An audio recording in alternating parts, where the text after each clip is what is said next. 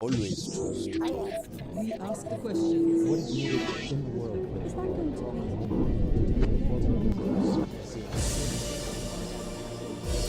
I'm Andrew Simmons at Hamad International Airport in Doha.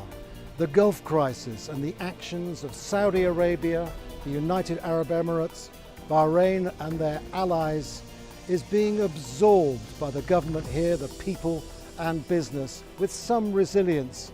But there's no escaping the fact that damage is being done. Qatar Airways is one of the biggest victims in all of this, and it's just announced profits, record profits, 22% increases year on year. But it fears dark days ahead.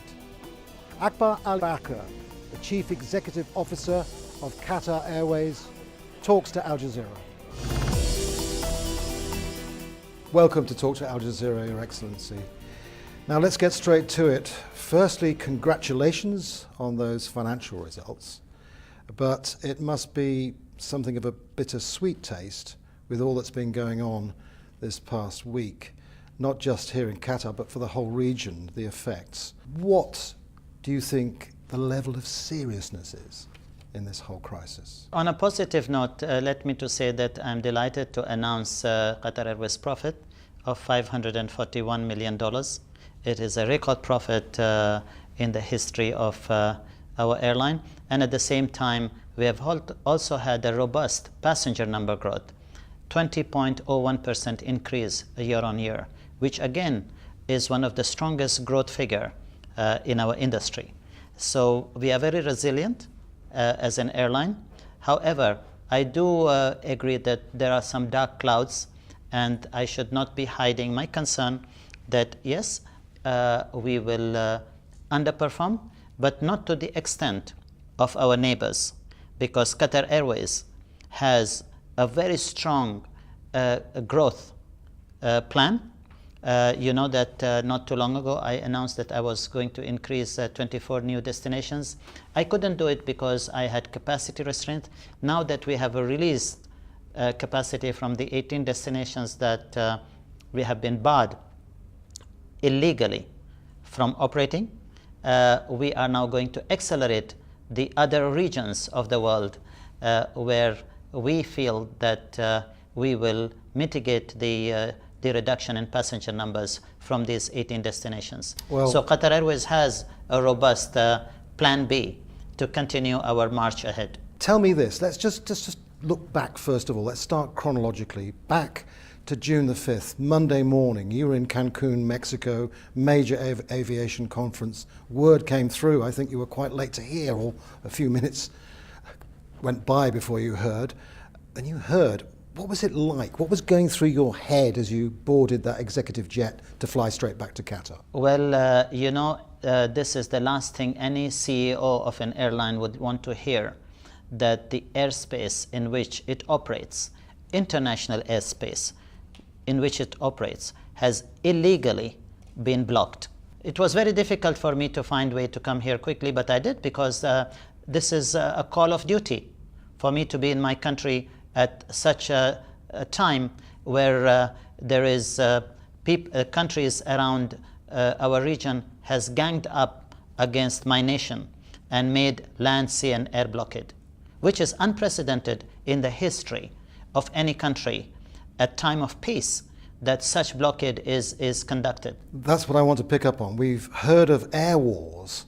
This transcends everything.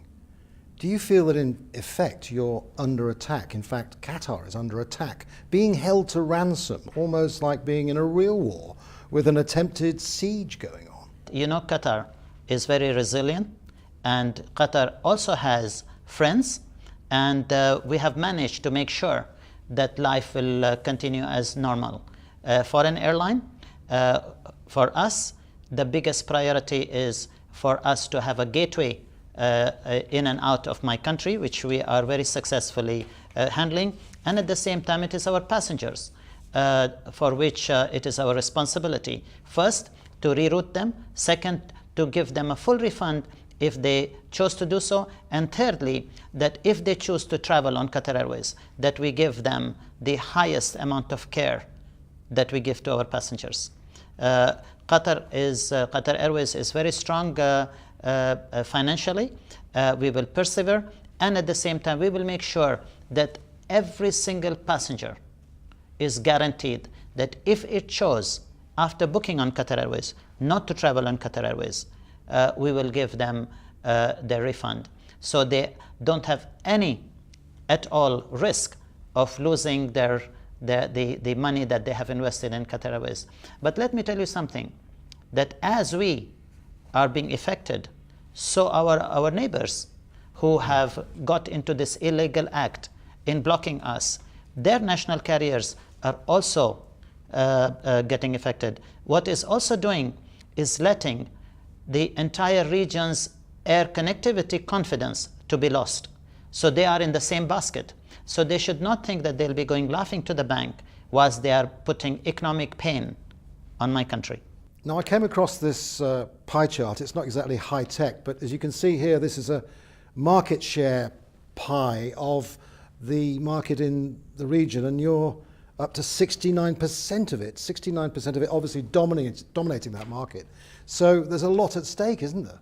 Well, yes, it is a lot at stake when from this market size you are removing 18 destinations that we have been blocked from flying to. So yes, there will be an impact, but that impact will be mitigated when we go to new destinations as part of the growth strategy of Qatar Airways. Let's just refer now to our social media team. They are on the case all the time, and they're getting a lot of inquiries, a lot of confusion, in fact, about just how the airspace works around Qatar, because Bahrain seems to have it all when you look at the map, but then there's this low altitude arrangement you've got. Please, can you explain to it? Let me explain to you.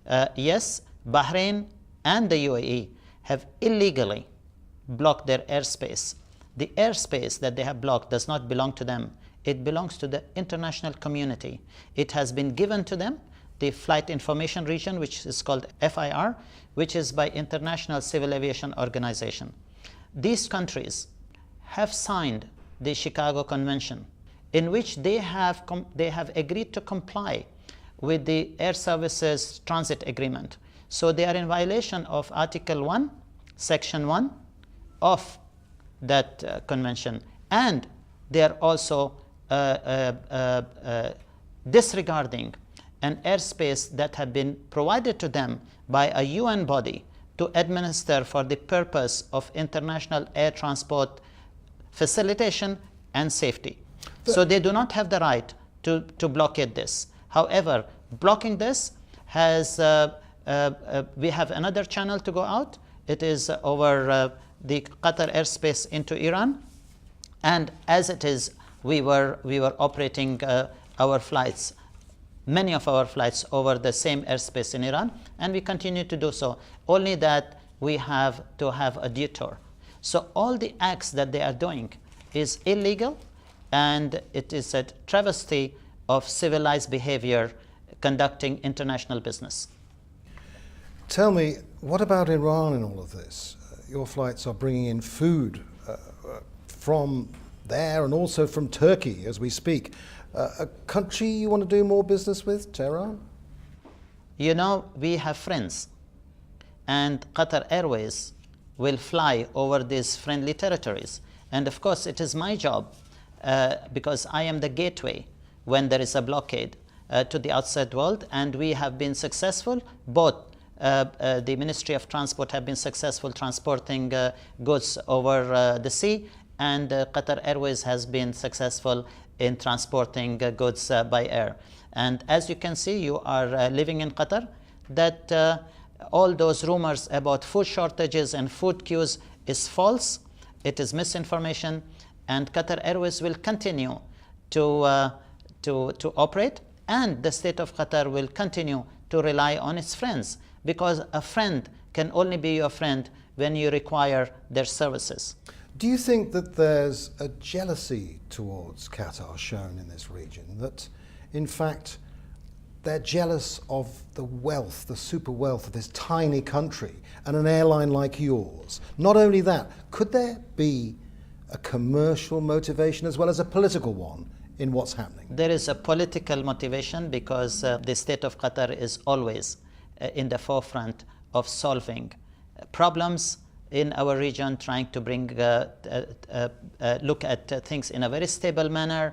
Qatar is also taking high-profile political initiatives, and this is creating jealousy. Actually, they want Qatar to coax them into their sphere of influence. They want Qatar sovereignty to be under their control, and I don't think state of Qatar will agree to relinquish our foreign policy and our sovereignty in the hand of anybody. Of course, I should not get into this answering this question because I'm not a politician, and I would like to stick to the impact that all this is making in my airline. I realise that you're in business, not politics, but if you don't mind me saying, you do know the psyche of this country. You're a very accomplished man to give a view on this. So what's your view on Donald Trump and Saudi Arabia and its allies? Do they have a point when they accuse Qatar of meddling in their affairs, funding some terror groups?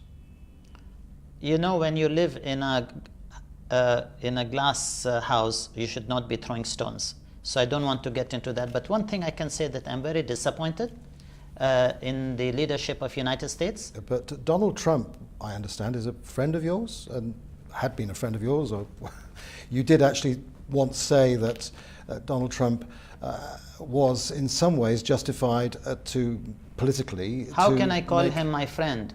Well, it'd be pretty hard now. How can I call him my friend when he is standing on the other side against my country unfairly?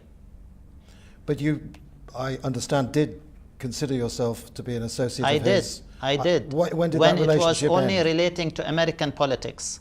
But I cannot remain anybody's friend if somebody is standing on the other side of the fence against my nation. So the feeling must be pretty raw right now. It's extremely raw, yes. Because you did actually once say, well, look, give him a chance. He was on the campaign trail. You said, give him a chance with this call for the Muslims. You thought he was trying to just attract the extreme right on that. Yes, I did. You sort of gave him the chance. But when did that relationship come to an end? Well, during this crisis? Exactly. When you stand up against my country, what do you expect? My loyalty is to my country, not to any other individual. Where do you think it leads? Because the US has been putting out individuals have climbed on a tree which is very tall, and now to get down from this tree they will be injured. My country will persevere. This is not a situation that's going to be over quickly, is it? We have taken a moral high ground. We have not acted in the way others have acted. Emiratis, Saudis, Egyptians can live here peacefully. Emirates, Etihad, Saudi Arabian Airlines, Egypt Air, they can operate their offices openly. They can bring in and transfer money out normally. So we are taking the moral high ground because the country has very wise leadership. Setting all the corporate and the political backdrop to this interview aside, please tell me, what's in your heart right now when you see families that are separated by what's going on? I am very bitter about it. Not because only what they did, but also the way they did it. To seal Qatar Airways offices with large stickers as if we are, a money laundering business or we are a drug agency, kicking people out of our offices, detaining our manager, not allowing us to give refunds to our passengers, not allowing even our staff to take personal effects. And on the other hand, we are going to stand by our staff in those countries. They will continue to receive their remuneration. We will always help them in any way. So you can see how the other sides are operating and how we, with the wise political leadership in this country, we have instructions of how we have to behave. When our citizens were kicked out from those countries, we provided them free passage even when they were holding Emirates and other airlines tickets. We have to honor human beings at the time of need, and a need that has been created by them, not by us. Do you get the feeling, though, that this is not going to be over quickly? Even there could be some sticking plaster put on it. There could be some sort of maybe semi-agreement, but there's a deep hatred out there. You know, now, when isn't you there? split families, when you split loved ones, when you have to remove your children from schools, when you have to block your funds that you need to repatriate for your family that are on the other side are of needs, do you think these people will forget? This is a wound that has been created for a generation. This will never be forgotten. I'm not a politician. Again, there are certain of parts of this question should be answered by the political echelons of my country. But one thing I can tell you, regardless if it lasts less or long, the wound has already been very deep, and people will not forget. Does it concern you, though, that we're looking now at this thing building and building in the media, these allegations building, the suggestions that Qatar is a sponsor? Yeah, but the media is always biased. Consumers, but your consumers take that information. Media is biased. As a businessman, it is my duty now to make sure that we get the correct messages. And when you also block the websites of the airline, so the airline cannot even give a normal message to a passenger. You can't connect, can you? No. You cannot connect. So we have other channels which we are pursuing to give the message to our customers, to our passengers, and to our staff that we are here to stay, and we will support them. What measures are you taking there then? What is it, I don't want media? to tell you what measures we are taking, but we are taking very aggressive measures. But I want to just touch on this, because whatever message is going out, whether it's biased or otherwise, your customers take in media, the consumers take in media, and a lot of it is toxic towards Qatar. Do you not, surely as a businessman, fear now that your brand could be slightly toxic? In this internet age, people are not ignorant. I think your view on this is misplaced. I'm not saying my view. I'm referring to questions. Let me tell you that there is it's just a journalistic question, sir. There is a huge international sympathy by people on the state of Qatar. Everybody knows that Qatar is being bullied, but their opinion is misplaced. Qatar will never get bullied by anybody, and I'm glad that more and more people are now coming on the side of Qatar because of this illegal act imposed on my country. And the measures you've seen taken against people, really, such as laws passed both now in UAE and Saudi Arabia, which could put someone in jail for between 3 and 15 years for just supporting Qatar in any given field. Were you shocked by that? As a person, yes, I am. You know, in Europe, if you commit a murder, you get a life sentence that is only 10 years. And you know, just to talk about a country and tend to go 15 years in jail.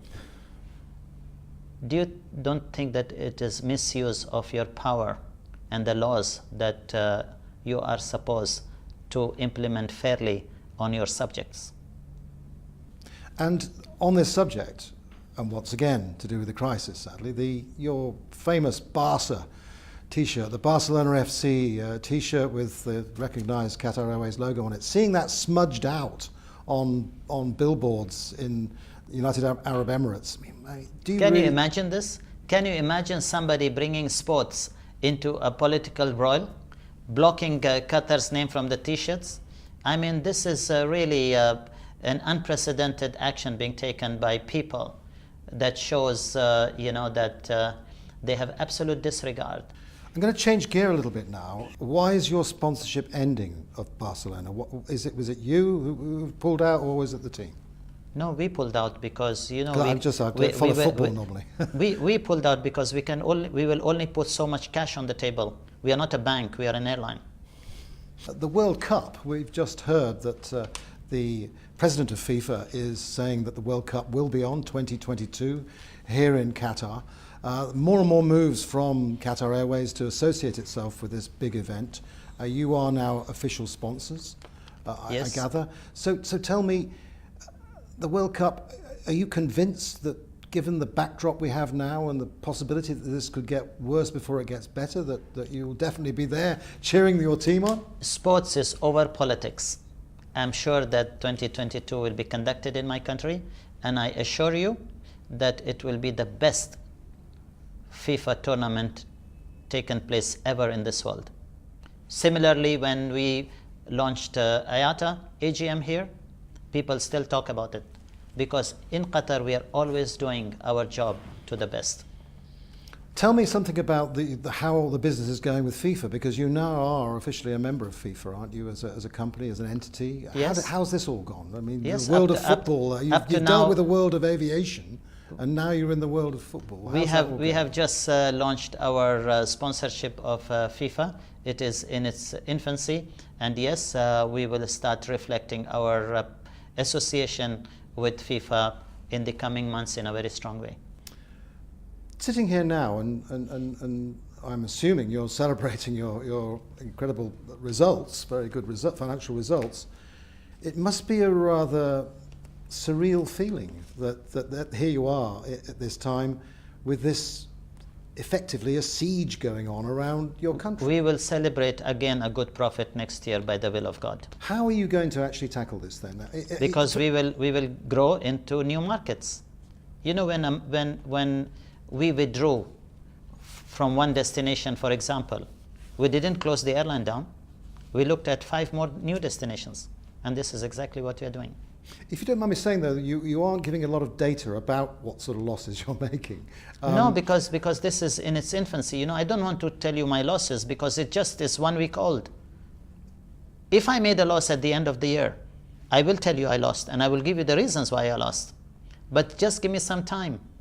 So I don't want to tell you a loss and, you know, raise an alarm, whilst I am finding, as a businessman and as a CEO of Qatar Airways, other business opportunities where I will mitigate these losses that I'm having in the destinations that I had to withdraw from. You know, the world is not only these 4 countries. Can you actually give me an idea of what feedback you're getting from your staff about all this? Because you're a man known to be connected On the to 3rd day your of staff. this conflict, I sent a personal note to every single individual in the organization that I handle to give them commitment and to give them confidence. And this was taken very positively by my staff. Do you think that they've handled it well? I mean, there must have been a lot of stress on everyone with so many people in a very confused state and some of them a very angry state. Yes, there will be uncertainty, there will be confusion, there will be some doubts in the people, but you know, as the head of this airline, it is my duty to let them to get confidence in the company that they are working for. And looking at this now, when you look back at the situation when you took over in 1997, there were, what was it now? I'm just looking at the figure here, 4 aircraft, was it? 4 5. aircraft, 5. And now 196, is that the figure? 198? I'm not sure how. Actually, it is. No, that was 2015. Actually, it is 206 to be precise. 206 now. Yes. An extraordinary thing that you must be proud of. Do you not now really fear that it could all start going the other way because of politics? No, I disagree. It will actually continue to grow. And I'm sure, like I told you, that if I make a loss next year, I will tell you. At the same time, I will also tell you how many more aircraft we have next year than what we had this year. Trying to look ahead, which you must be good at, you wouldn't have got this far otherwise. Do you really think that this crisis is going to be resolved peacefully and clearly and simply, or not? I can only say one thing, that at the end, stable minds will prevail, and the international community will not allow this to escalate. And in your heart, again, that question, a personal feeling on it? Yes. Qatar will persevere. Akbar Al-Bakr, CEO of Qatar Airways Group, thank you for talking to Al Jazeera.